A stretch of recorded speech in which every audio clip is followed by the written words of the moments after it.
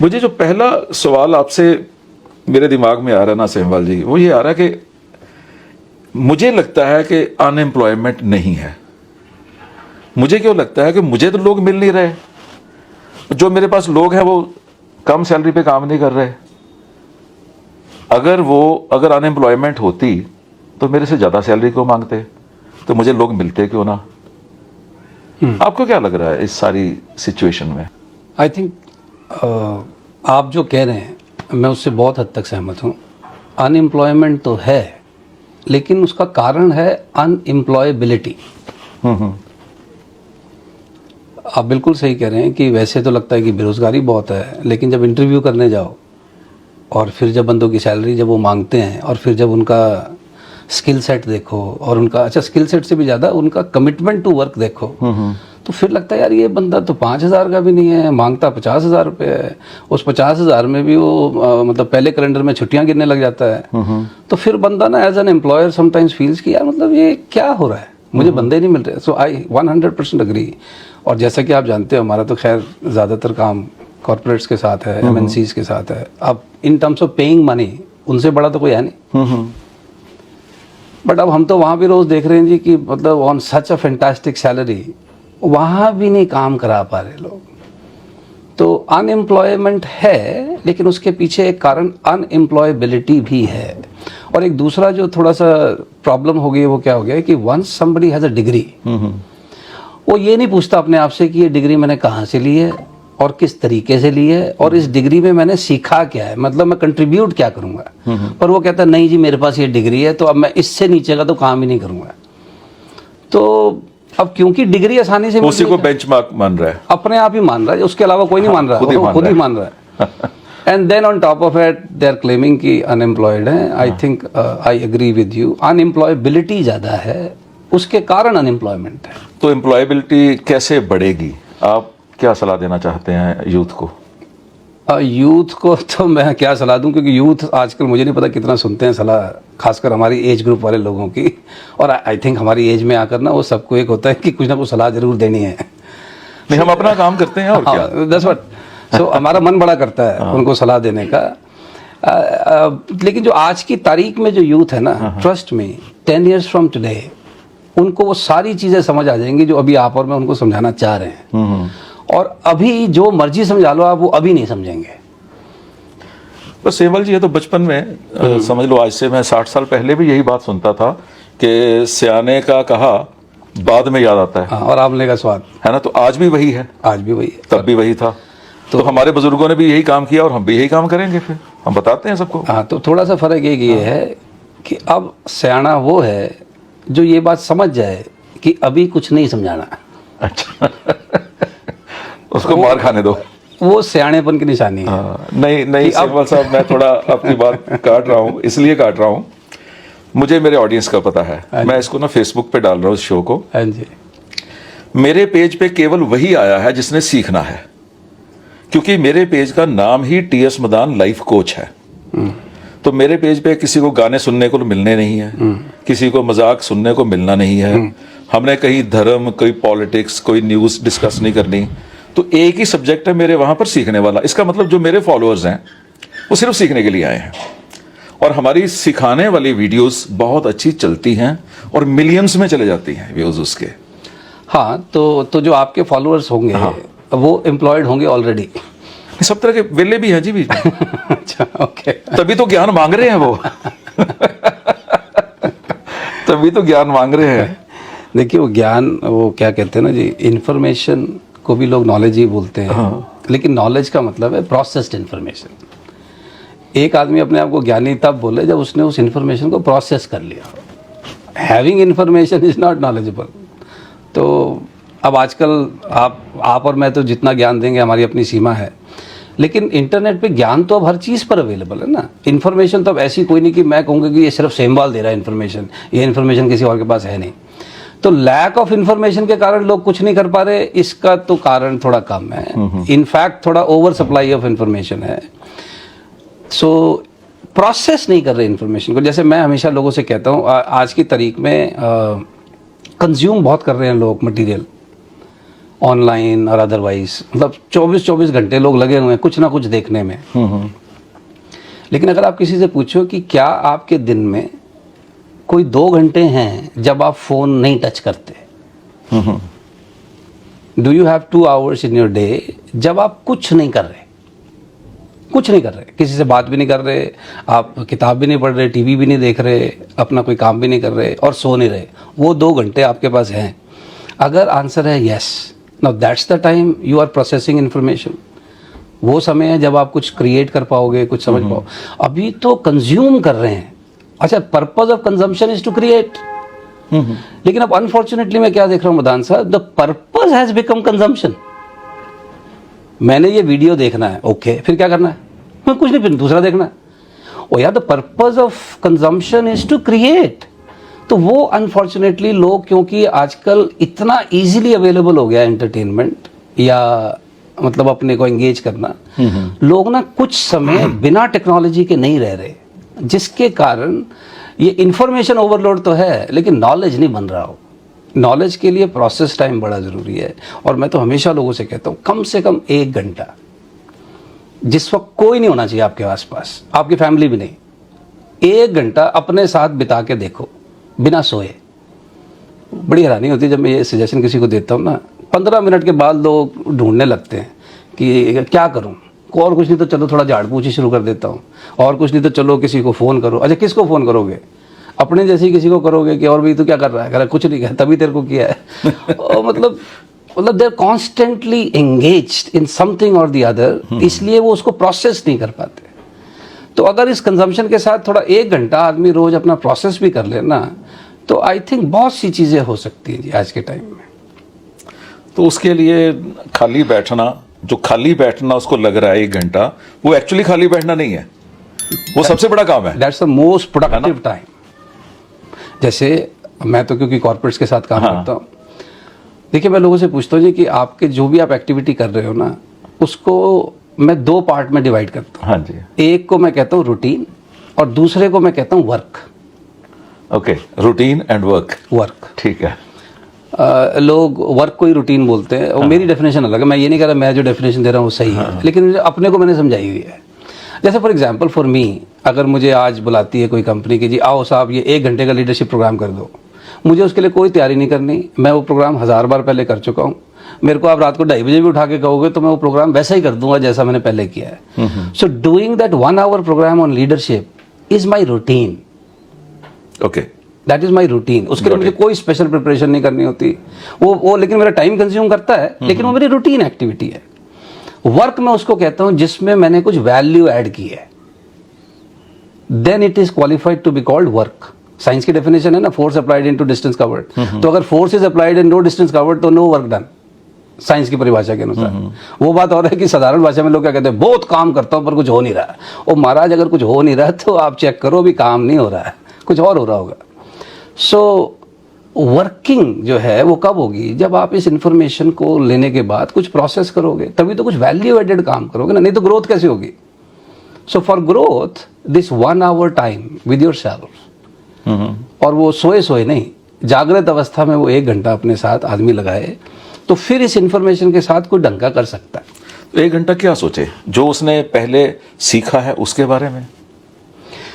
One good thing about mind, it does not stop. जैसे कई लोग कहते हैं ना थॉटलेस हो जाओ, ये भी एक थॉट ही है कि थॉटलेस हो जाओ।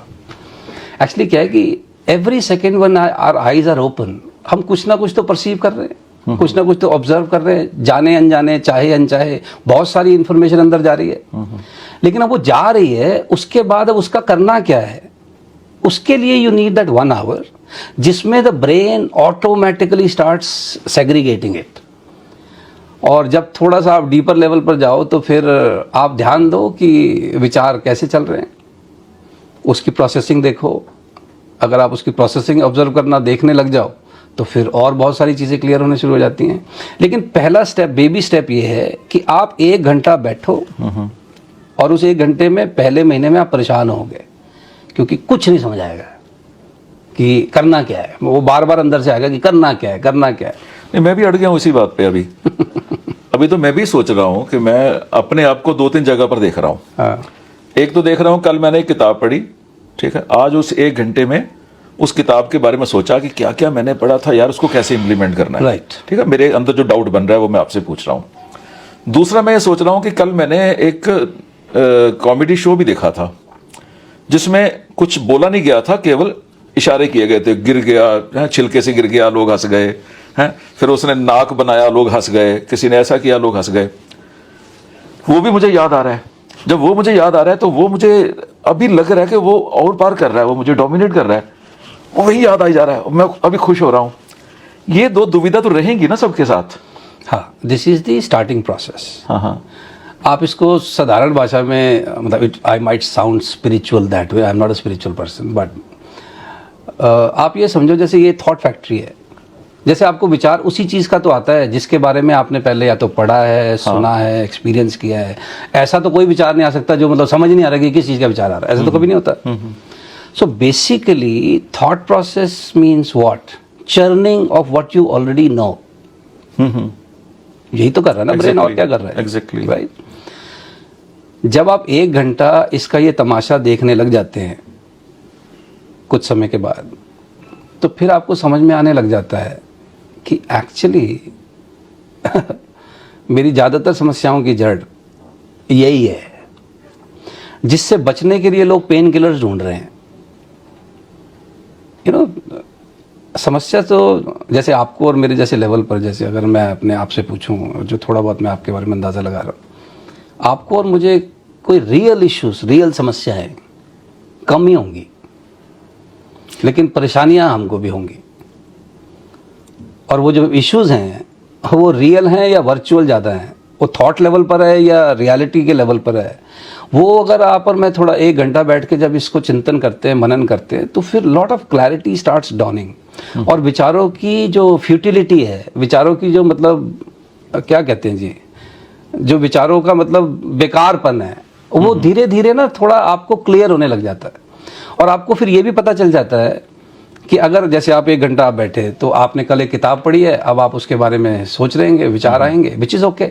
यहाँ तक विचार आपके बिल्कुल ठीक है, लेकिन वो थोड़ी देर के बाद बंद हो जाएगा। फिर ये आपको ना उस थ्रेड से कहीं और ले जाएगा, फिर कहीं और ले जाएगा। जब आप 1 महीना इसको करते रहते हैं, तो फिर आपको ना ये दौड़ना भागना दिखने लग जाता है कि ओ, मैं बैठा तो ये था कि मैं इस किताब के बारे में सोचूंगा, लेकिन मैं तो अब यहाँ पहुँच चुका हूँ, अब ये विचार तो यहाँ है, no this is not important. उसको वापस ला पाएंगे। और धीरे धीरे सर एक स्टेज आती है, देन इस 1 घंटे के लिए आप कुछ भी त्याग करने को तैयार हो जाते हैं, because that becomes your most productive hour. You start getting lot of clarity about yourself, about your own issues, about your surroundings, and lot of real transformation starts happening, not pretension। तो हम इसको meditation भी कह सकते हैं। देखिए, मैं तो मेडिटेशन करता नहीं, तो मैं नहीं कह सकता। मैंने पूछा इसीलिए क्योंकि मैं भी नहीं करता ना, मैं कहा शायद ये इसको कहते होंगे। मेरे को तो मेडिटेशन को हिंदी में शायद ध्यान लगाना कहते हैं। हाँ हाँ, मेरा कहना है जी कि आप जो भी करें उसको ध्यान से करें। Okay, good. जैसे मैं आपसे इस वक्त बात कर रहा हूँ ना, तो अब मैं आपकी बात को सुनूं। अब मैं इस कमरे में हूँ, इस कमरे में आने से पहले मैं बिल्कुल दूसरी जोन में था, इस वक्त मैं बिल्कुल दूसरी जोन में हूँ। तो जहाँ हूँ वहाँ ध्यान से रहूँ, इतना ही मुझे करना आता है जी। स्पेशली बैठ के कैसे ध्यान लगाया जाता है वो मुझे नहीं पता, लेकिन जब आप 1 घंटा अपने साथ बैठते हैं, आप अपने विचारों पर ध्यान दें कि आप सोच क्या रहे हैं, दैट्स इट। और विचार रुकेंगे नहीं, आप चिंता ना करें। लेकिन जैसे जैसे आप इनको देखने लग जाते हैं अकेले में, तो आपकी क्वालिटी ऑफ थॉट्स पे फर्क आता है। जैसे मैं अपने प्रोग्राम में अक्सर लोगों से कहता हूँ कि भाई ये थॉट फैक्ट्री है। अगर फेसबुक पे रोज पूछ रहा है ना Facebook, what's on your mind, अगर जो जो हमारे दिमाग में चल रहा है ऑटोमेटिक पोस्ट होना शुरू हो जाए फेसबुक पे, तो हम में से कितने लोग इज्जतदार कहलाएंगे? थैंक गुडनेस क्वालिटी गेट लगे हुए हैं कि हर तरह का विचार जो आ रहा है वो बाहर जाता नहीं है। नहीं, बस सेमवाल जी, मुझे लगता है कि जा वही रहा है। अगर आप सोशल मीडिया पे सब तरह के लोगों को देखो, क्योंकि आप जैसे लोग, हमारे जैसे लोग बहुत चूजी होते हैं वीडियोस देखने के समय, कि अपनी मर्जी की देखनी है, जिसमें हमारी वैल्यू एडिशन हो सके। दिमाग में यही रहता है, क्योंकि बचपन से ये आदत पड़ी हुई है। अगर बाकी की वीडियोस भी देखो, मैंने अब मान लो मैं अपना व्हाट्सएप पे स्टेटस लगाता हूँ, मेरे व्हाट्सएप का स्टेटस वही है जो मेरा स्टेटस है, मेरी फेसबुक की जो स्टोरी वही है जो मेरी स्टोरी है, वो नकली नहीं है। अगर वहां पर मैं कोई गाली निकाल रहा हूं तो मैं गाली निकालता हूं अपनी लाइफ में। आपको क्या लग रहा है सारी चीज पे? नहीं, अब आपकी तो आप सही बताएंगे ना। नहीं, आपको क्या लग रहा है सही कह रहे ऐसे? हैं, आपका जो दिमाग में चल रहा है वही अगर सोशल मीडिया पे डाल रहे हो आप, हाँ। बहुत अच्छी बात है, लेकिन मुझे अपना पता है जी, ऐसे पर बहुत लोग सारे विचार प्रिटेंड हैं, कर सकते हैं लोग कि- ऐसे बहुत सारे विचार हैं जो मैं चाहूं भी तो नहीं डाल सकता फेसबुक पे, गालियां पड़ेंगी। हाँ, तो यहां पर आप सिलेक्टिव हो गए हो, पर अगर आप फेसबुक पे लोगों को देखोगे तो लोग प्रिटेंड नहीं कर पाएंगे। प्रिटेंड करने के लिए 2-3 लोग ही प्रिटेंड कर सकते हैं, या जिन्होंने लाइफ देख ली है, एक्सपीरियंस हो गया है, अब उनको पता है क्या किसी को बताना है और क्या नहीं बताना है, कहां पर, और या फिर एक्टर कर सकते हैं। तो सब दुनिया तो एक्टर है ही नहीं, ना ही सारी दुनिया मैच्योर्ड है। मैं वैसे तो आपको सुनने के लिए बुलाया, मैंने बोलना शुरू कर दिया। नहीं, आप ठीक बोल रहे हैं। देखिए, मैं तो दूसरे पे नहीं कह सकता, हाँ हाँ, लेकिन जो मैं अपने को ऑब्जर्व करता हूँ, ऐसे मेरे बहुत सारे विचार हैं जो भगवान ना करे फेसबुक पे पोस्ट हो जाएं। अगर वो पोस्ट हो गए, आप मुझे दूसरा इंटरव्यू लेने के लिए नहीं बुलाओगे। ओके जी। एंड थैंक गुडनेस कि मेरे क्वालिटी गेट चल रहे हैं, वो विचार फेसबुक पे नहीं जाते, फिल्टर हो रहे हैं सारे, नहीं जाते, हम वो विचार नहीं डालते, सही, राइट, नहीं डालते। इसी को सेंसिबल होना कहते हैं। वो कहते हैं ना, anything on your lung should not be on your tongue. मतलब जो आप अंदर सोच रहे हो वही आप बोल देते हो, ऐसा नहीं कर सकते। अब आप अंधे आदमी को अंधा थोड़ी बोलते हो उसके चेहरे पे, कोई थोड़ा कदम किसी का छोटा रह गया तो आप उसको नाटा थोड़ी बोलते हो। तो इसका मतलब ये नहीं कि मैं झूठ बोल रहा हूँ, इसका मतलब ये है कि जरूरी नहीं है कि जो शब्द मेरे अंदर आ रहा है मैं उसी शब्द में उस बात को कह रहा हूँ। जरूरी नहीं है कि मैं उस भावना को उस सामने वाले को वैसे ही पहुंचा दूं उस तक जैसा मैं फील कर रहा हूँ, क्योंकि कई बार वो अनसिविलाइज्ड भी तो है। तो थैंक गुडनेस ये काम कर रहा है। लेकिन जो मेन क्वेश्चन है जो मैं अपने आप से पूछता हूँ कि सेमवाल वो बाहर नहीं गया, वो तो बहुत अच्छी बात है, लेकिन वो विचार बन तो रहा है ना तेरे फैक्ट्री में। जी जी, वो विचार बन तो रहा है ना, आप उसको रोक पा रहे हो अभी, लेकिन बन तो रहा है। मैं गाली निकाल नहीं रहा किसी का, लेकिन गाली मेरे अंदर आ तो रही है। तो ये जो गाली आ रही है ये क्यों आ रही है? क्योंकि जो मेरा जो फैक्ट्री है इसमें जो सप्लाई है रॉ मटेरियल की वो ऐसे ऐसे वेंडर से है कि ये तो ऑटोमेटिक प्रोसेस होती है। अभी तो हम उसको वो रख देते हैं कि भाई ये एनजी है, नॉट गुड प्रोडक्ट है, ये बाहर नहीं जाना चाहिए। लेकिन फैक्ट्री में अगर रॉ मटेरियल अभी भी जा रहा है तो फिर it is just a matter of time, एक दिन ताला खुल जाएगा और फिर आप जैसे कह रहे हो कि फिर लोग सोशल मीडिया पे भी वही सब कहना शुरू कर देते जो अंदर है। So the real question is कि यार ये हमारी जो फैक्ट्री है इसमें रॉ मटेरियल की सप्लाई कहाँ से हो रही है? तो जब आप 1 घंटा अपने साथ बैठते हो तब आप इन गहरी चीज़ों की तरफ जाने लगते हो और तब रियल ट्रांसफॉर्मेशन होती है, नहीं तो प्रिटेंशन है। मैं बड़ा फर्म यकीन करता हूँ जी इस चीज़ में, प्रिटेंशन लीड्स टू टेंशन। जो आदमी प्रिटेंड कर रहा है वो दुनिया को ना पता चले खुद टेंशन में है, उसको स्ट्रेस रहेगा। स्ट्रेस तो सबको ही रहता है, लेकिन इसको दूसरी क्वालिटी का रहेगा। देखिए, एक तो परफॉर्मेंस का भी स्ट्रेस होता है, वो ठीक है, वो स्ट्रेस तो इज रिक्वायर्ड, पर एक वो स्ट्रेस है भाई साहब जो बिना रात को दारू पिए बंदा सो नहीं सकता। ठीक है जी, मर्सिडीज गाड़ी में बैठा है आदमी, अंदर टेम्परेचर 21 डिग्री है, यहाँ पर 55 डिग्री है। ठीक है, क्यों? क्योंकि प्रिटेंडेड लाइफ है ना, प्रिटेंडेड लाइफ है। जैसे हमारी सोशल मीडिया की भी जो जिंदगी है, अब 10 लाख फॉलोअर्स हैं और आत्महत्या कर रहे हैं लोग। बैंक में 3.5 करोड़ रुपए सेविंग में पड़ा हुआ है और बंदे ने आत्महत्या की है। अब ये नाम बताने की जरूरत नहीं है कितने। Why? Lot of pretension is going on, people are trying to pretend what they are not, और इवेंचुअली वो किसी और को नहीं, किसी और को तो शायद फायदा ही कर रहे हैं प्रिटेंड करके, अपना नुकसान कर रहे होते हैं, which is I think not required. अगर लोग 1 घंटा थोड़ा अपने साथ बैठते हैं, जैसे Swami Vivekananda used to say that if you are not spending 1 hour every day with yourself, you are missing a good company, you are missing a good company. तो अपने साथ 1 घंटा, लेकिन निष्पक्ष भाव से अपने विचारों को बंदा देखे, और धीरे धीरे, ये टाइम लगता है जी, मेरे को तो अभी इसको प्रैक्टिस करते हुए 5-6 साल हुए हैं।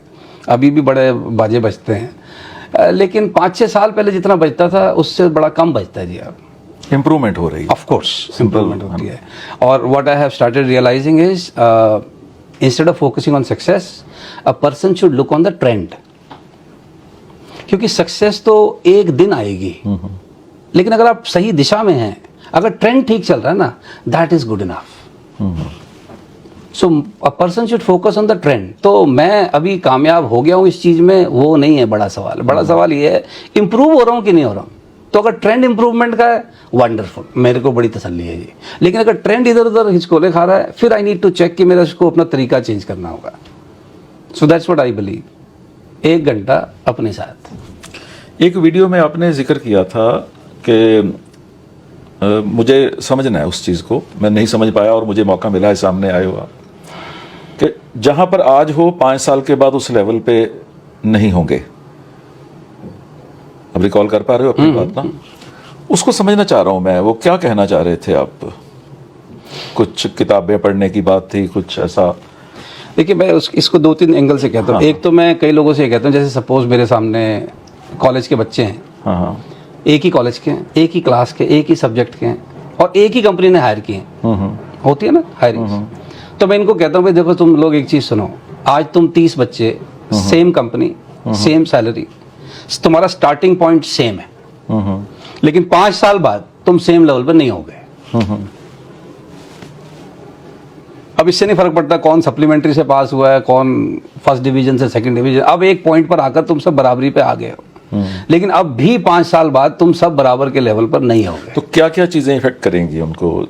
जैसे मैं समझता हूँ कि बुक्स हो गई, एनवायरनमेंट हो गया, और क्या क्या हो सकता है जो उनको इफेक्ट करेगा इन 5? यहाँ कहाँ पर वो इंटेंशनली काम करें, वो एफर्ट्स लगाएं कि भाई मुझे इस चीज़ के साथ।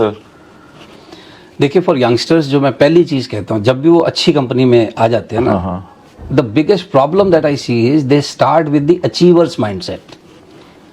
अब जैसे कोई आईआईटी से आ गया है जी, ग्रेजुएट हो गया है, तो वो तो अचीवर है ना। आईआईटी में पहले तो एडमिशन होना ही अचीवमेंट होती है, उसके बाद वो आईआईटी से फिर इंजीनियर भी बन गया है, तो वो तो सुपर अचीवर है।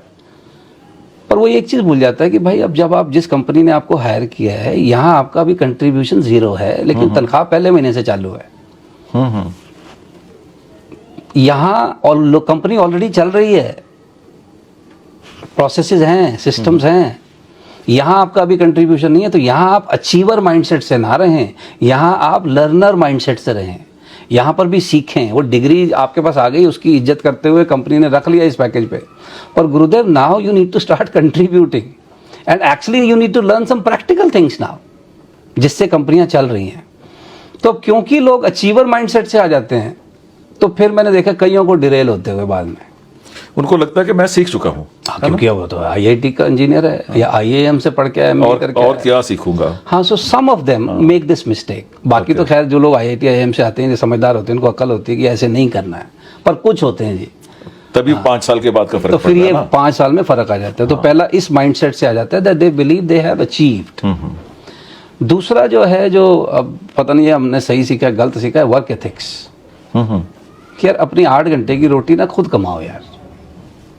हर रोज सोचो कि इस कंपनी में जहां मैंने आज 8 घंटे लगाए हैं, यार मैंने अपनी रोटी कमाई है कि इन्होंने मेरे को पकड़ा दी है। और देखो, जो रोटी पकड़ा दी गई है ना, वो फिर आपकी कमाई नहीं है, वो किसी और ने चंदा दिया है, और चंदे पे पलने की आदत ठीक नहीं है। तो स्ट्रांग वर्क एथिक्स, जैसे मैं हमेशा कहता हूँ लोगों को, अपने आप से एक फार्मूला पूछा करो, is my value addition more than my take away? Is my value addition more than my take away?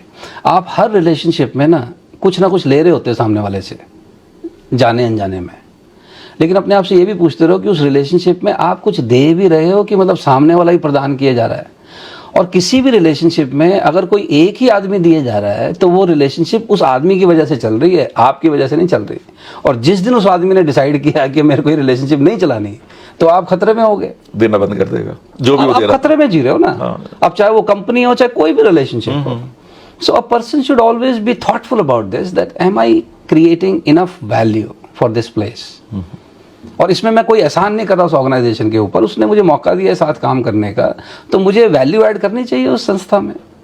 तो it's a very simple fact. और हमने भी जब नौकरी की है साहब, इस चीज़ का शुरू से ध्यान रखा है। अच्छा, आज भी जैसे अगर मैं आपके साथ इस चर्चा के लिए आया हूँ ना, तो मेरे दिमाग में ज़्यादा ये होगा कि इससे मदान साहब को कुछ वैल्यू ऐड होनी चाहिए, क्योंकि समय लगा है ना। तो मदान साहब की कुछ वैल्यू ऐड होनी चाहिए, तभी फायदा, नहीं तो क्या फायदा है। So always a person should think about the work ethics, कि my value addition should be more than my take away. तीसरी चीज़ जो मैंने कामयाब होते देखे हैं जी लोग कॉर्पोरेट्स में, तो वो देखे हैं जो अपने आप को अपडेट और अपग्रेड करते रहते हैं। डिग्री, देखिए ज़्यादातर लोग ना पढ़ाई तब तक करते हैं जब तक माँ बाप ने फीस भरी है। ये अपडेट एंड अपग्रेड में फ़र्क क्या है मुझे? अपग्रेड तो ये है कि आप एग्जिस्टिंग में ही अपने आप को अपग्रेड कर लो, आप उससे हायर लेवल पे, जैसे कोई ग्रेजुएट है तो पोस्ट ग्रेजुएट हो जाए, पोस्ट ग्रेजुएट हो जाए। लेकिन पोस्ट ग्रेजुएट होने के बाद भी अपनी इंडस्ट्री से रिलेटेड अपडेटेड रहो। ओके। क्योंकि देखो, जो डॉक्टर बन गया था आज से 25 साल पहले, वो आज भी अपने आप को अपडेटेड रखता है। एमडी बन चुका है ना, अपग्रेड तो कर चुका है एमबीबीएस से, लेकिन आज भी अपने को सबसे ज़्यादा किताबें पढ़ते हैं आज भी डॉक्टर्स। और आई एम श्योर आपके आसपास जितने लोग डॉक्टर्स हैं आप जानते होंगे, सबसे ज़्यादा पढ़ना पड़ता है डॉक्टर बनने के लिए। और डॉक्टर बनने के बाद भी पढ़ना होता है, और जितना बड़ा डॉक्टर हो जाता है उसको उतना ज़्यादा पढ़ते रहना पड़ता होता है। और जैसे वकील भी शायद यही कुछ करते हैं, वकीलों को भी यही करना चाहिए। हाँ, तो लेकिन वो पढ़ाई डॉक्टरी की थोड़ी ज़्यादा मुश्किल है। लेकिन जो करता है वही अपडेट हुआ, वही, नहीं तो बंदा डेरी नहीं तो फिर आप ऑब्सोलीट हो जाते हो ना। तो अब डॉक्टर्स को पता होना चाहिए कि भाई इस बीमारी का इलाज उस देश में आ चुका है। अब भले ही आप एमडी हो, लेकिन अब आप 15 साल पुरानी वाली दवाइयाँ थोड़ी रेकमेंड करोगे। तो वो अपडेट होना होता है, और अदरवाइज अपने को अपग्रेड करते हैं। तो जो लोग अपने आप को अपडेट और अपग्रेड करते हैं, मैंने देखा है जी, दे डू वेरी वेल। उनको ऐसे तनाव नहीं रहते कि नौकरी रहेगी जाएगी। लेकिन जो वैल्यू नहीं ऐड कर रहा है वो सारा दिन दुख दुख में रहता है। तो वही जो आपका पहला था ना, अनएम्प्लॉयबिलिटी इसलिए भी है कि लोग वैल्यू ऐड नहीं करते लेकिन अनटाइटल्ड रहते हैं। मेरे पास एक बंदा आया, सैंपल साहब, कहता है कि मैं किसी कार शोरूम में काम करता था, तो उन्होंने निकाल दिया है। अपनी वाइफ के साथ आया, अब बहुत दिक्कत में आ गए हम लोग। मैं कहा तुझे निकाला क्यों, पहले मुझे ये तो बता दे, ताकि तुझे कहीं और लगवाऊं तो मुझे पता तो हो कि तेरे पास क्या है क्या नहीं है। कहते बस जो कहते जी अब काम और है नहीं। ओके। जितना काम था, मंदी चल रही है, रिसेशन है, तो हमारे पास काम ही नहीं है। मैं कहा इसका मतलब उन्होंने कंपनी बंद कर दी है, शोरूम बंद कर दिया है। कहते नहीं, बंद नहीं किया उन्होंने, मेरे लिए बंद कर दिया। कुछ लोग निकाले हैं। कितने निकाले हैं, वही अव्वली बात आ गई ना, कितने निकाले हैं? कहते जी कोई 6 निकाले हैं। टोटल कितने हैं? टोटल 12 थे। तो उन्होंने 6 निकालने थे, तो उन्होंने 6 वो निकालने थे फिर, ऑफ कोर्स, जो उनके काम के नहीं रहे। तो इसका मतलब है कि कंपनी बंद नहीं हुई, उन्होंने वो बंदे निकाल दिए हैं जो उनके काम के नहीं थे, फालतू खा रहे थे। फेसबुक ने बंदे निकाले हैं, सब तो वही निकलेंगे, गूगल ने बंदे निकाले हैं। वही निकलेगा ना जो काम कर, जो एक्सेस बैगेज है। हाँ, अब जब हमारे पूर्वज बंदर का सिर्फ पूंछ ही कम हुई है, जिसकी काम जरूरत नहीं थी, और तो कुछ काम हुआ ही नहीं आज तक। हमारे बाकी सारे बॉडी पार्ट्स तो वही रहे, पूंछ ही कम हुई है, इसकी जरूरत नहीं, इसको निकाल दो भी। हाँ, अभी बस ये वाला जो ये पोर्शन है ना जी, ये अननेसेसरी है, इसका कोई काम नहीं है, ये अभी भी टंगा हुआ है। ये भी निकल जाएगा, ये गायब हो जाएगा। वैसे भी लोग सुनते कम है, तो वैसे भी अननेसेसरी उसी लिए है ना। नहीं, ये जो बाहर का कवर है ना, अच्छा, इसका कोई यूटिलिटी नहीं है बजाय सिर्फ चश्मा डालने के। अच्छा, आप बताओ ना इसका क्या यूज है? ये एक्स्ट्रा पीस ऑफ, मुझे बिल्कुल नहीं पता साइंस के बारे में। अरे इसका कुछ नहीं है ना। हाँ, तो अब ये सिर्फ चश्मा रखने का काम आता है, तो धीरे धीरे ये गायब हो जाएगा। तो जो हेयर स्टाइल है वो भी कहीं ना कहीं में, हाँ, वो सब है ना, चेंज हो जाएंगे। नहीं, हमारे लिए तो बहुत आसान है, हम तो पगड़ी बांधते हैं और हमारा तो कवर हो जाता है सारा कुछ। एक मैंने और काफी आपकी चीजों से प्रभावित हूं सेमवाल जी। मुझे एक तो आपका स्टाइल बहुत अच्छा लगता है, जो आप बड़े आसानी से बात कहे जाते हो, और आसानी से कहने के बाद आप एक लाइटली बात कहने के बाद ये कह जाते हो कि बात तो मैंने लाइटली की कही है, पर आप लाइटली लेना ना, है ना? वो बड़ा जरूरी है जी, वो बड़ा जरूरी है। एक डमरू वाली स्टोरी मुझे बहुत अच्छी लगी आपकी। हाँ जी, वो मेरी फेवरेट है जी। वो मैं चाहूंगा कि मेरे व्यूअर्स को आप सुनाओ, क्या है वो? ओके। और डमरू वाली स्टोरी ऐसी है जी कि एक गांव में बड़े समय से बारिश नहीं हो रही थी, सूखा पड़ गया था। क्योंकि स्टोरी है, तो स्टोरी कहती है कि गांव वालों ने इंद्र देवता की थोड़ी इंसल्ट कर दी थी, पूजा वूजा नहीं की होगी। तो इंद्र देवता नाराज हो गए, तो उन्होंने फरमान जारी किया जी भाई इस गांव में बारिश नहीं होनी चाहिए। तो जब 2-3 साल हो गए तो गांव वाले परेशान हो रहे थे। तो किसी ने बताया भाई शंकर जी के पास जाओ, वो कर सकते हैं कुछ। तो शंकर जी के पास गए गांव वाले कि महाराज ये इंद्र देवता बारिश नहीं करा रहा, आप प्लीज़ कुछ कर दो। तो उन्होंने कहा भाई तुम्हारे आने से पहले जो है इंद्र देवता आके गया है, उसने कहा है कि भाई ये हमारे और गांव वालों के बीच का, आप इंटरफेयर ना करें। गांव वालों ने कहा अरे सर हमें पता है आप डमरू बजाते हो, बारिश हो जाती है, आप बजा दो। मैंने कहा भाई सॉरी, कांट इंटरफेयर। तो स्टोरी ये कहती है कि गांव वाले निराश होकर चले जाते हैं। तो पार्वती जी को थोड़ा मन होता है कि ज़रा देखूं गांव। तो वो गांव जाके भेष बदल के उस गांव में जाती हैं। तो क्या देखती हैं कि एक किसान जो है अपने बैलों को खेत में उसने जोत रखा है और हल लगा रहा है। तो पार्वती जी उसके पास जाके कहती है भाई मुझे पता चला तुम्हारे यहाँ बारिश नहीं होती और आगे भी नहीं होनी और बातचीत भी फेल हो गई है, तो तू खेती में ये हल लगा के क्या करेगा। तो वो किसान कहता है देखो जी मैं साधारण किसान हूँ, मेरा काम है खेत को बारिश के लिए तैयार रखना है। बारिश हो ना हो इंद्र देवता के ऊपर है, गांव वालों के ऊपर है, शंकर जी के ऊपर है, लेकिन मेरे जिम्मेदारी इतनी है कि मैं कहीं बैठे बैठे हल लगाना ना भूल जाऊं और मेरे बैल कहीं खेती करना ना भूल जाएं। तो मैं तो हर साल जी अपने खेत को तैयार रखता हूं, बारिश हो गई तो रब दी मेहर है, नहीं हुई तो कोई बात नहीं जी, मैं फिर अपना काम तो करके रखूं। So Parvati ji like this spirit of this farmer. तो वो एज यूजुअल शंकर जी के पास जाती हैं कि जी प्लीज़ मैं गांव में होके आई हूँ, बड़े अच्छे लोग हैं, आप डमरू बजा दो। तो शंकर जी कहते मैंने आपसे कहा था कि इस मामले में हम इंटरफेयर नहीं कर सकते। तो पार्वती जी मुस्कुराते हुए कहती हैं कि शंकर जी मुझे असली कारण पता है, आप डमरू क्यों नहीं बजा रहे। तो शंकर जी कहते क्या कारण है। कहती जी एक्चुअली आपका भी डमरू अब बजता नहीं है। तो शंकर जी इस बात से कहते नहीं कैसी बात कर रही है ये देख। तो स्टोरी ये कहती है कि इस तरीके से डमरू से बारिश होगी। तो ये स्टोरी मैं लोगों को इसलिए बताता हूँ कि देखिए अब ये भी बड़ा अहंकार है हमारा कि हमारे सोचने से सब चीज़ें हो जाएंगी या हमारे करने से सारी चीज़ें हो जाएंगी, ये तो अपना अहंकार है। लेकिन अपनी जिम्मेदारी इतनी ज़रूर है कि आप और मैं वो तो कर दें जो हम कर सकते हैं। समस्या ये है कि लोग वो भी नहीं कर रहे जो वो कर सकते हैं और फिर जो नहीं हो रहा ज़िंदगी में उसकी कंप्लेंट करते हैं।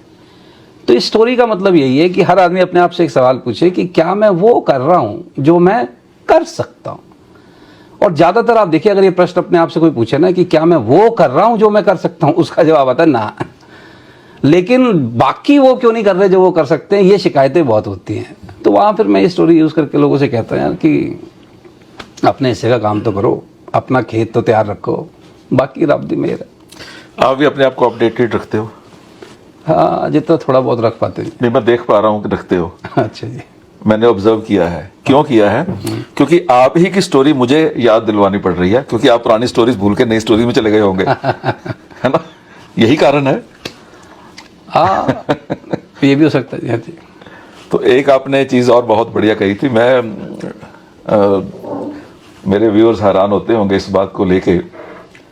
मुझे सेमवाल जी सोशल मीडिया पे आए 15-16 साल हो गए हैं। यूट्यूब पे तो 12 मिलियन प्लस सब्सक्राइबर्स हैं। हाँ पता चला जी, मुझे मुबारक। हाँ, और फेसबुक बिल्ड कर रहा हूँ, अब हो गए 6 लाख के करीब तो हो चले हैं। अच्छा जी, बहुत तो धीरे धीरे और बढ़ जाएंगे। फेसबुक एंड यूट्यूब का फर्क क्या है?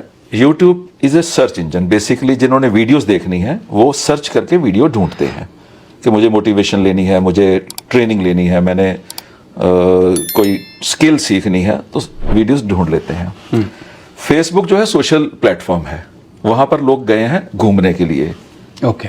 वहां पर वो वीडियो देखने नहीं गए, वो घूमने के लिए गए हैं, अच्छे कपड़े पहन के, यानी अपनी फोटो डाल रहे हैं, पोस्ट डाल रहे हैं, तो घूमने ही गए हैं, लोगों को दिखा रहे हैं, मैं भी हूं, लोग भी दिखा रहे हैं एक दूसरे को। तो वहां पर जो पोस्ट सामने आ जाती है उसी को देखा जाता है। ओके। किसी ने ढूंढना नहीं है कि मुझे मोटिवेशन चाहिए, जो ढूंढेगा वो यूट्यूब पे जाएगा। ठीक। और मैं इसी अपॉर्चुनिटी का फायदा ले रहा हूं कि लोगों के सामने वो पोस्ट जा रही हैं जो मुझे लगता है कि नहीं देखनी चाहिए। अच्छा। ओके। जो हमने बात की है शुरू में कि भी समय वेस्ट क्यों हो रहा है। ना हम इतना अमीर हुए हैं, ना इतना हम कामयाब हुए हैं, ना हमारा समाज हुआ है, ना हमारा कंट्री हुआ है, तो हम टाइम वेस्ट करने का अधिकार हमें है ही नहीं। तो मैंने फिर ये वीडियोस डालनी शुरू करी कि लोगों के सामने ये जाए। हाँ। ओके। अब ये जाए तो उसका इंटरेस्ट बने कि यार ये भी है। अगर मेरी वीडियोस के नीचे लोगों के कमेंट पढ़ोगे ना, तो 10% कमेंट ऐसे भी होते हैं कि हम बाय चांस आए थे जी, आपकी वीडियो सामने आ गई, ओके। सर हमने 1 घंटे की वीडियो देख ली, लोग कहते हैं फेसबुक का मतलब 1 मिनट की रील, और मेरी 1.5 घंटे की वीडियो चलती है वहां पर। वाह जी वाह। इंटरव्यूज भी चलते हैं, मैं अकेला बोल रहा हूँ। 1.5 घंटे की फिल्म का मतलब होता है जिसमें समुंदर होगा, पहाड़ होंगे, हीरो होगा, हीरोइन होगी, दुनिया भर के गाने होंगे। हाँ, और यहाँ पर स्टेज पे आप और हम 1.5-2 घंटे अकेले ही बोल रहे होते हैं। हाँ जी। तो वहां पर तभी लोग सुन पा रहे हैं ना कि अगर उनको वैल्यू मिल रही है।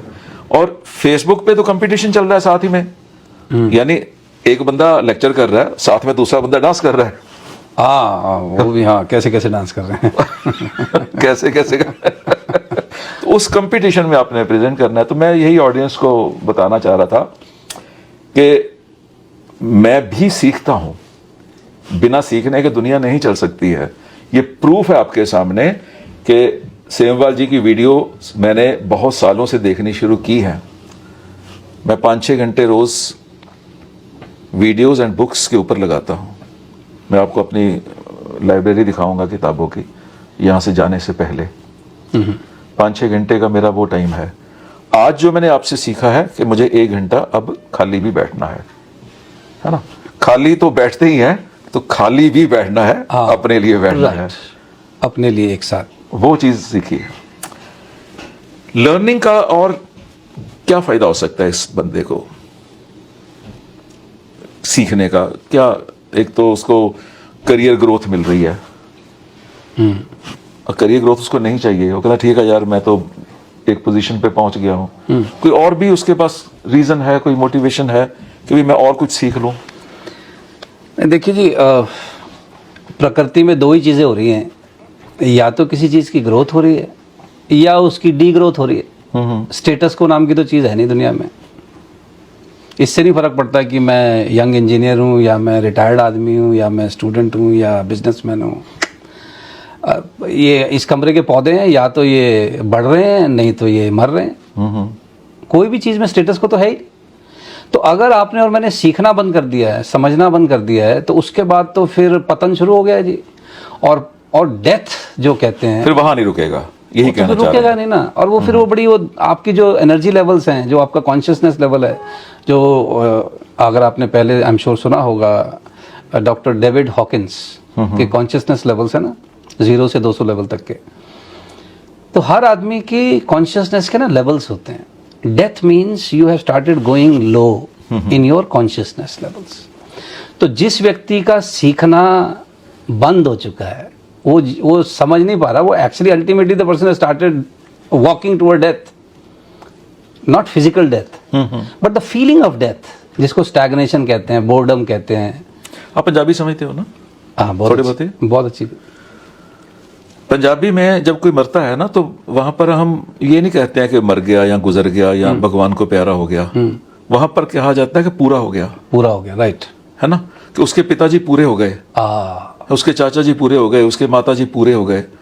तो मैं सोचता था कि पूरा हो गया क्यों कहते हैं। अगर मैं आपकी बात से रिलेट करूं तो पूरा हो गया मतलब कंप्लीट हो गया, अब और सीख नहीं सकता। अब इसके आगे अब ये और सीख नहीं सकता, गुंजाइश नहीं है। तो जिस दिन मुझे पता लगा ना कि इसका मतलब ये होना चाहिए, मैंने कहा यार मैंने पूरा नहीं होना है। तो अभी आप वो बात कर रहे थे ना, उसको कंटिन्यू कीजिए कि फिजिकल डेथ नहीं हुई तो। हाँ, तो जब आप सीखना बंद कर देते हो ना जी, तो अब बुद्धि तो चल रही है आपकी, विचार तो चल रहे हैं, लेकिन आप कुछ नया नहीं सीख रहे। तो आदमी के अंदर फिर वो सिनिकल हो जाता है, चिड़चिड़ापन आ जाता है। और फिर अच्छा, बुद्धि जो है बिना काम के तो रह नहीं सकती, बिना काम के तो रह नहीं सकती। आप अगर ग्रो नहीं हो रहे तो डी ग्रो हो रहे हो, तो बुद्धि उस पे जाती है कि यार अब ये चीज़ ठीक नहीं चल रही है, अब वो ठीक नहीं चल रही। अच्छा, अब यहाँ पैर में दर्द हो गया, अब वो 36 तरीके की चीज़ें शुरू हो जाती हैं। So that is also happening something. तो उससे बचने का एक ही तरीका है, दैट यू कीप ग्रोइंग। अब देखिए, शारीरिक तो हमारी लिमिटेशन है, after a certain as of course body अपने आप इधर उधर होनी शुरू होती है, लेकिन बॉडी होनी शुरू होती है ना, बंदा फिर उसके बाद सियाना होना चाहिए। एक्सपीरियंस तो बढ़ चुका है। हाँ, a person should not become older, a person should become wiser. पर मुझे नहीं समझ में आता जी, कई लोग मतलब आई डोंट नो, एज तो बढ़ती है पर सियाणापन थोड़ा लेट आता है, या पता नहीं कईयों का आता भी नहीं है। वो थोड़ा खतरनाक इशू है। इसका मतलब लर्निंग स्टॉप हो चुकी है, सीखना बंद हो गया, सीखना बंद हो गया है। देखिए, ये भी एक चीज़ सीखनी होती है एक आदमी को कि व्हेन टू लेट गो,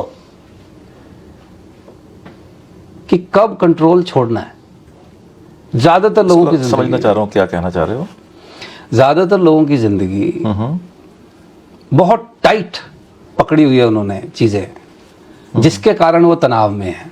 वो तो आपने सुना है ना, हम ट्रेनिंग प्रोग्राम में कितनी बार करते हैं कि एक कप उठाओ भाई, खड़े हो जाओ, कितना वजन है इसका, और कहते जी ये आधा किलो है, 1 घंटा पकड़े रखो ऐसे तो कितना वजन है तो ये तो भाई साहब पृथ्वी से भारी है।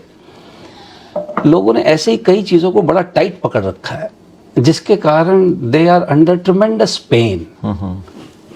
और फिर पता क्या करते हो, फिर वो एक बंदा बुलाते कह रहे तू पकड़ इसको मेरे साथ, और 5-6 बंदे उस चीज़ को पकड़वाने में लगा रखे हैं जिसको छोड़ा जा सकता था। मैं एक बड़ा बेसिक एग्जांपल देता हूँ। अगर एक बंदे की आयु 85 साल हो गई है, 85 प्लस हो गया है, उस आदमी को अपनी बहू को इस बात पर नहीं डांटना चाहिए कि इस कमरे की बत्ती क्यों जल रही है जब इस कमरे में कोई है नहीं। मैंने गल दसो, आप 85 हो तो आपका बच्चा भी अब 40-45 प्लस तो होगा ही होगा कम से कम, तो उसकी वाइफ भी इसी उम्र के तकरीबन होगी। अगर एक आदमी 85 साल की उम्र तक बच्चों को लाइट का सही यूज करना नहीं सिखा पाया, अब let go. This is not something which is worth your attention and time.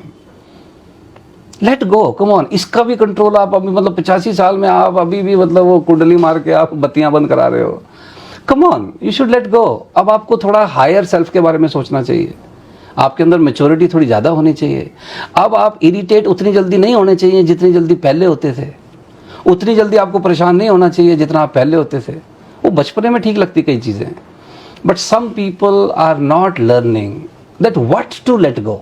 अच्छा, कुछ चीज़ें जो लेट गो नहीं करनी चाहिए उसको लेट गो करके बैठे हैं, और कुछ चीज़ें जिसको छोड़ देना चाहिए उनको समेट के बैठे हैं। और जब इन चीज़ों का फर्क नहीं समझ में आ रहा है तो इसका मतलब अभी ग्रोथ नहीं हुई, अभी वाइजर नहीं हुए, ओल्डर हो गए और अभी वाइजर नहीं हुए। तो ये वही चीज़ हो गई जो आप अक्सर बोलते हो कि नेचुरली हो रहा है या नर्चर्ड हो रहा है ना। हाँ, बिल्कुल वही है जी। देखिए, टिल अ सर्टेन एज आपके बच्चे आपकी बात माने, अच्छा लगता है। After a certain age they should also discuss with you. After a certain age they should not agree with you on everything, which is okay. तो मैच्योरिटी पेरेंट की ये है कि आप कैसे इस चीज़ को समझते हो कि किस चीज़ पर मुझे कितना नियंत्रण करना है या किस चीज़ पे कितना इंटरफेयर करना है, और किन चीज़ों को लेट गो करना है और किन चीज़ों को नहीं छोड़ना। That's the maturity. So that's what learning provides. Sewal ji, आपका वो भी बहुत अच्छा प्रसंग है कि नेगेटिव चीज़ों के लिए हमें एफर्ट्स नहीं करनी पड़ती हैं। हाँ, वो अपने आप हो जाती है, है ना। थोड़ा इसके ऊपर प्रकाश डालिए। मैं चाहता हूँ कि मेरा ऑडियंस आज उनको मौका मिला है बस सुनने का आपको। देखिए, जैसे ना जो लोग भी खेती जानते हैं, खरपतवार के लिए बीज नहीं डालना पड़ता, वो ऑटोमेटिक उगती है।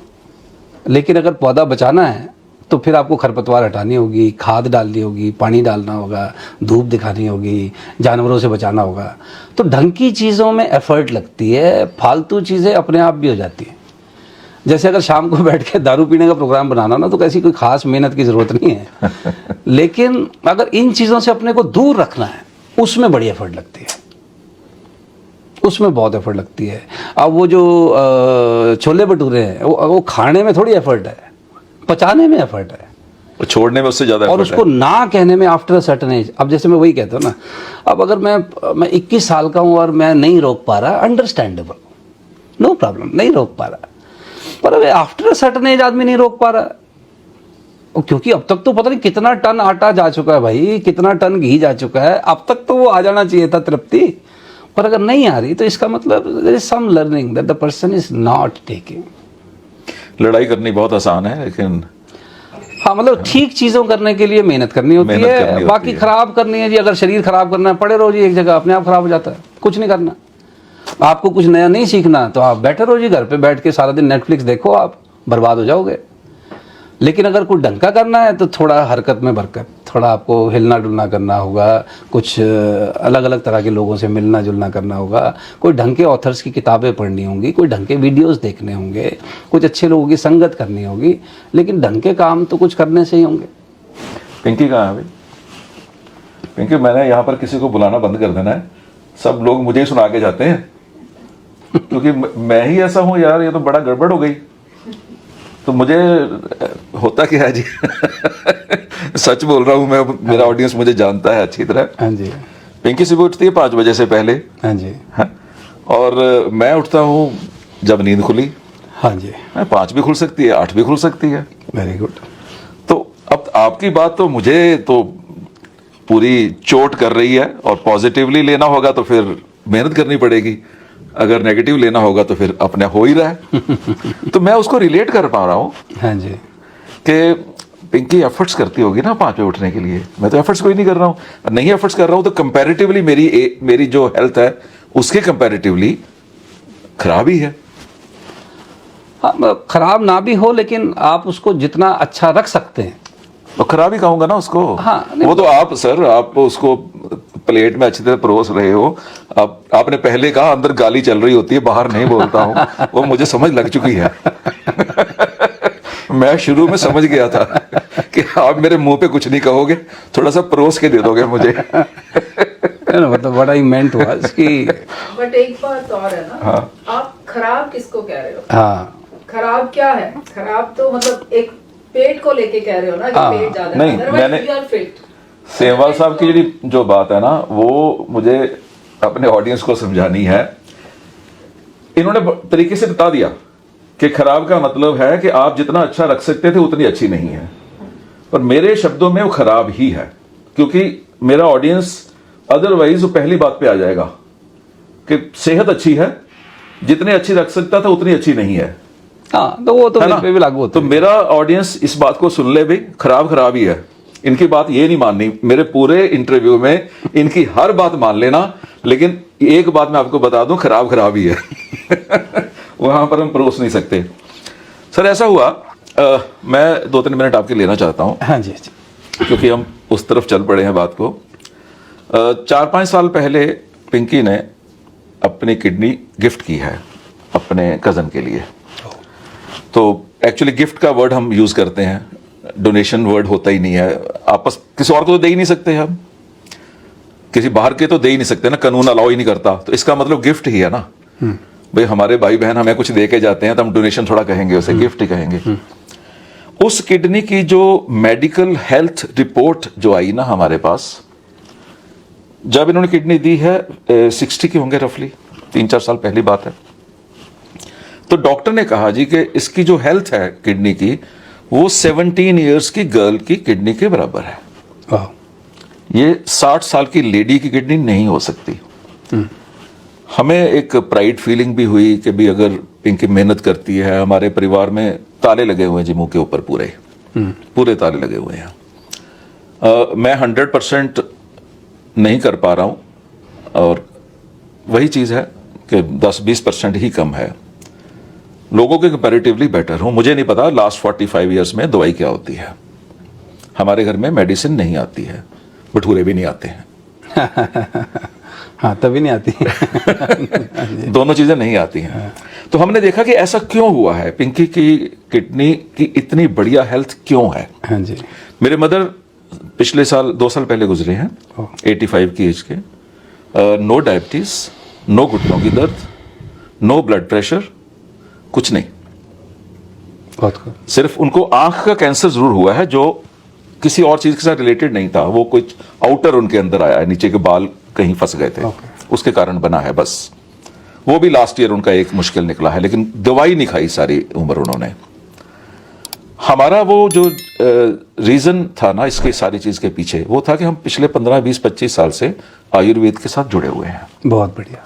हमारे घर में वो जड़ी बूटियां, चाहे एलोवेरा जूस, चाहे कुछ चलता रहता था। तो मैं भी उस समय किसी आयुर्वेदिक कंपनी का ब्रांड एम्बेसडर भी था अच्छा। जब ये सारा कुछ हुआ। तो हमने फिर बात की 1-2 कंपनीज के साथ कि यार जो हम खाते हैं आप हमें बना के दे दो, उसी को बेचेंगे।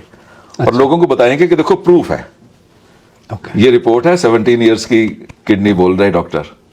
कंपनीज ने मुझे इनकार कर दिया कि नहीं यार, कमर्शियल रीजन भी होते हैं, सारी चीजें एक ही बॉटल में डाल के दे देंगे तो फिर हम कमाएंगे कहां से।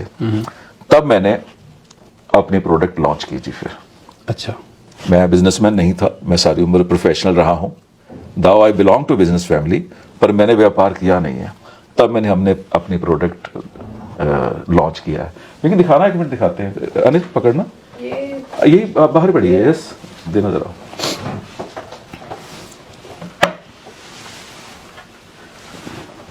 ये है जी आरोग्य रस।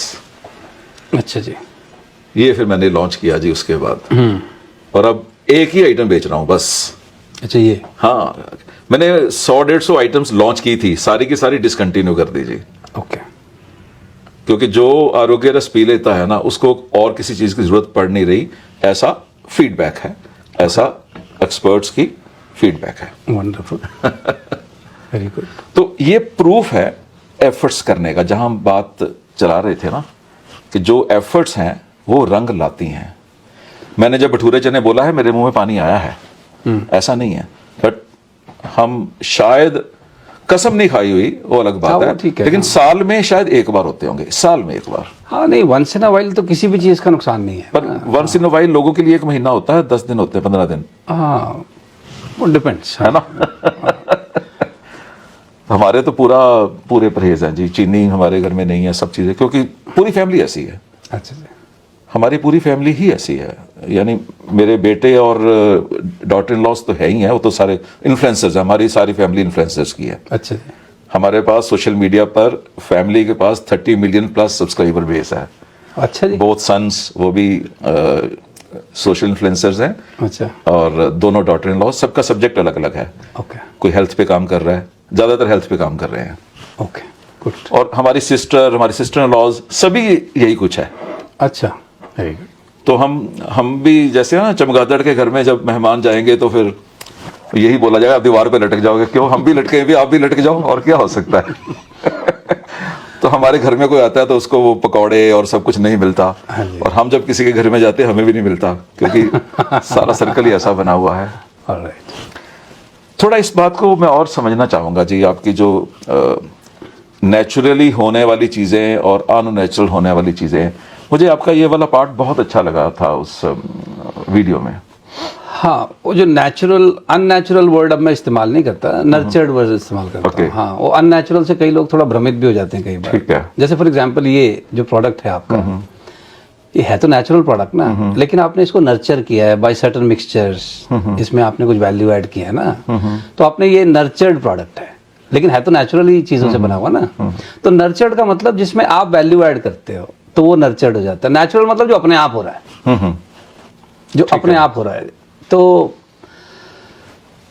जो लोग खाली बैठ के वेट कर रहे हैं, जैसे आलस बड़ा नेचुरल है, लेकिन चुस्ती फुर्ती के लिए आपको थोड़ी एफर्ट करनी पड़ती है। जैसे after a certain as muscles की जो पावर है वो अपने आप तो डिटीरियोरेट ही होगी, लेकिन अगर आपको एज बढ़ने के साथ साथ भी अपनी मसल्स को बरकरार रखना है तो उसके लिए आपको नर्चर्ड एफर्ट करनी होगी, राइट। जैसे 25-30 साल की उम्र तक का शरीर जो है वो तो अपना ध्यान, आप पत्थर भी खा जाओ तो वो पचा लेता है, लेकिन वंस यू क्रॉस 30-35 उसके बाद अब आपको थोड़ा नर्चर्ड तरीके से अपने शरीर का ध्यान रखना होगा। उतना ज़्यादा एफर्ट करनी होगी to maintain the same health. तो वो नर्चर्ड तरीका है। नेचुरल मतलब आप जो आसानी से हो जाए वो नेचुरल है। जैसे कई लोगों को जैसे कहते हैं ना, अपना हित सोचना बड़ा नेचुरल है, अपना स्वार्थ सोचना बड़ा नेचुरल है, लेकिन दूसरे के भी हित का ध्यान रखना ये नर्चर्ड है। वो नर्चर्ड है। जैसे अपने बच्चों का ध्यान तो कुत्ते बिल्ली भी रखते हैं, लेकिन अपने पेरेंट्स का ध्यान रखना ये नर्चर्ड बिहेवियर है, सिर्फ इंसानों में होता है। जानवरों में मैंने सुना है सिर्फ वुल्फ्स में ये होता है। अच्छा। वुल्फ कहते हैं इंसान के सबसे नजदीकी है इन टर्म्स ऑफ बिहेवियर, जो अपने माता पिता का भी ध्यान रखते हैं, और उनमें भाई बहन भी रखा जाता है, लिहाज होता है। अच्छा। They don't mate with anyone. Okay. हाँ, जो फैमिली में नहीं करते हो। तो वुल्फ में मैंने सुना है कि सिर्फ एक फर्क होता है, बाकी सब जानवर जगत में माँ बाप का। आपने देखा कोई शेर अपने पिताजी के लिए, बब्बर शेर के लिए लाता कि लो डैडी जी सारी जिंदगी आपने शिकार किया है, आज आपके लिए 2 किलो लाया। शेर की गुफा में फोटो लगी हो उसके पिताजी। हाँ, नहीं होगी ना। तो अपने माता पिता का ध्यान रखना, उनके खुशी का ध्यान रखना, ये नर्चर्ड बिहेवियर है इंसान का। वरना वो प्राकृतिक रूप से तो जब जंगलों से आए थे तो वो नेचुरल नहीं है। तो वर्क प्लेस पे भी ऐसे ही करेगा वो, सेम चीज वर्क प्लेस पे। कम से काम चल जाए, ये बड़ा नेचुरल सोच है। लेकिन मैं ज़्यादा से ज़्यादा कंट्रीब्यूट करूं, ये नर्चर्ड सोच है।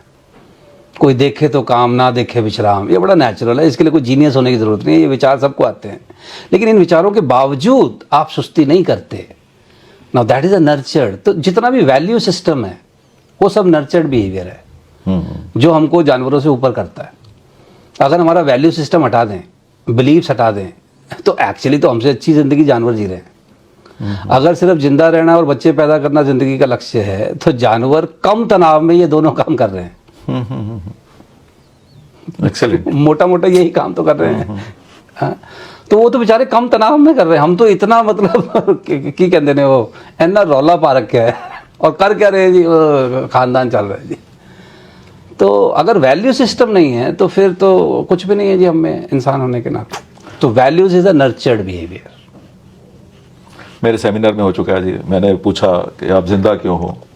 हमारे दिमाग में कुछ और थॉट चल रहा होता है, लोग कुछ और सोच रहे होते हैं। बीच में बंदा खड़ा होकर कहता और क्या करूं। सांस आ रहा है, सांस जा रहा है, और मैं क्या कर सकता हूं भाई, इसीलिए जिंदा हूं। मैं कहा ठीक है, धन्य हो आप लोग भाई। रहते कहाँ हैं आप सेमवाल जी? मैं पैदा भी दिल्ली में हूँ जी, रहता भी वहीं हूँ। अच्छा, दिल्ली में ही रहते हैं आप। और जो आपने किताबें लिखी, कितनी किताबें लिखी हैं आपने? 6 होगी जी अब, 6 हो गई रिसर्च करके। हाँ, ओके। क्या क्या टाइटल हैं? मेरी पहली किताब थी जी जिम्मेदारी की शक्ति। जिम्मेदारी की शक्ति, ओके। अच्छा, वो नाम में सब कुछ आ गया ये तो, है ना? हाँ। तो ये मेरी पहली किताब थी जी जिम्मेदारी की शक्ति। फिर इसका अंग्रेजी आया, पावर ऑफ रिस्पॉन्सिबिलिटी, लेकिन वो ट्रांसलेशन नहीं है, अच्छा, वो दूसरी किताब है। ओके। क्योंकि वो टाइटल मेरे साथ जुड़ गया, तो इसलिए फिर अब अंग्रेजी ऑडियंस के लिए फिर एक दूसरी किताब लिखी, पावर ऑफ रिस्पॉन्सिबिलिटी, ट्रांसलेशन नहीं है। फिर एक मोटिवेशनल किताब लिखी, वाव इन लाइफ। फिर एक किताब लिखी, सेलिंग सिंप्लीफाइड। फिर एक है B a humble winner. Okay.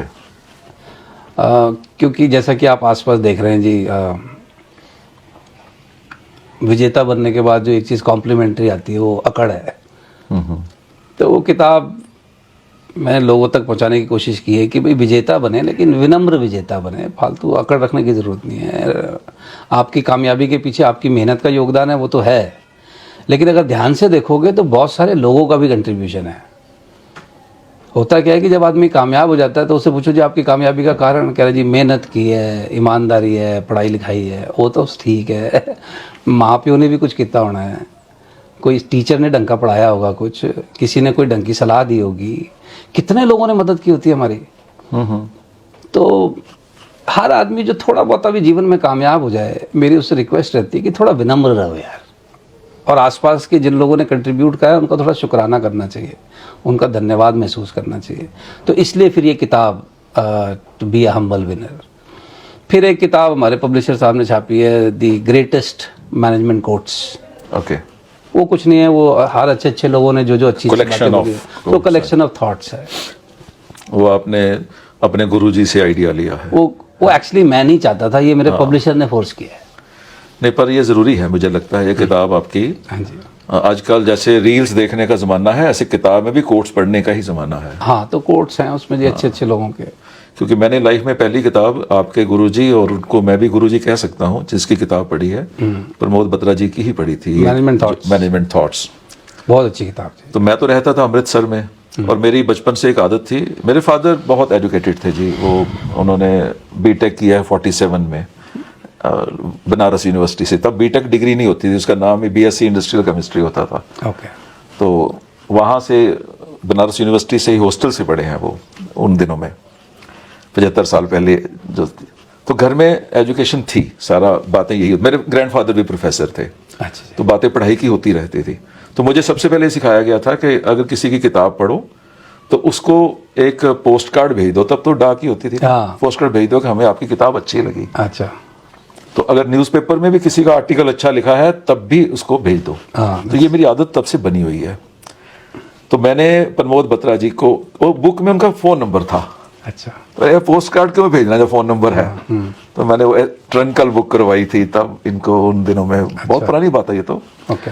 तो फिर प्रमोद बत्रा जी से मेरी बात हो गई। मैं कहा जी मैं प्रमोद बत्रा जी से बात करना क्योंकि हमारे लिए बहुत बड़ी बात थी वो, कि जिसकी मैं किताब पढ़ रहा हूँ उससे मैं बात कर रहा हूँ। फिर मैं दिल्ली आया तो फिर इनको मिला भी, फिर मैंने इनसे बहुत किताबें लेके आगे बांटी भी। ओह ग्रेट मैन, हाँ, बहुत विनम्र आदमी। तो वही आप में मैं क्वालिटीज काफ़ी देख रहा हूँ जो आपके गुरुजी की है। हाँ नहीं नहीं, तो अभी खैर उनका तो 1% भी नहीं है हम, लेकिन बट यस, उनको महात्मा ऑफ मैनेजमेंट ऐसे ही नहीं कहते थे। हाँ, तो आप अभी कॉर्पोरेट ट्रेनिंग में? हमारा सिर्फ कॉर्पोरेट ट्रेनिंग से काम। ओके, तो इस इतने करियर में तो इंडिया के सारे कॉर्पोरेट कर दिए होंगे, है ना? तकरीबन तो सारे तो नहीं जी, पर अब 800 तो कर दिए हैं। 800 बहुत बड़ा नंबर है, हाँ, पर इंडिया में बहुत हैं अभी। है ना? हाँ जी। 800 बार आपने, कोई जितनी बार एक ट्रेनर या एक स्पीकर बोलता है उतनी बार वो पहला बेनिफिशियरी खुद ही होता है ना? हाँ, वो कहते हैं ना, we teach better what we need to learn. हाँ, तो जो हम दूसरे को सिखाते हैं एक्चुअली अपने को उसका सबसे ज़्यादा फायदा होता है। किताबें अमेजोन वगैरह पे अवेलेबल हैं आपकी? हाँ, ये तो पब्लिशर्स से हैं जी, प्रिंटेड तो व्यूअर्स, आप सुरेश कुमार सेमवाल के मोहन पूरा? सेमवाल। सुरेश मोहन से, तो आप अमेजोन से और बाकी प्लेटफॉर्म पे भी होगी और दुकानदारों के पास भी मिलती होंगी। तो आप इनकी किताबें पढ़िए, आप अंदाज़ा लगा सकते हैं कि जो आज हमें ये आधे पौने घंटे में हमें मिला है उससे अंदाज़ा लगा सकते हैं कि क्या क्या इनकी बुक्स में छिपा होगा। किताबों की कीमत तो वही होती है 100, 200, 300, 400 रुपया, पर लिखने वाले की पूरी ज़िंदगी होती है उसमें। तो आपने कहा भी था एक जगह पर कि 5 साल कैसी किताबें पढ़ते हो, है ना?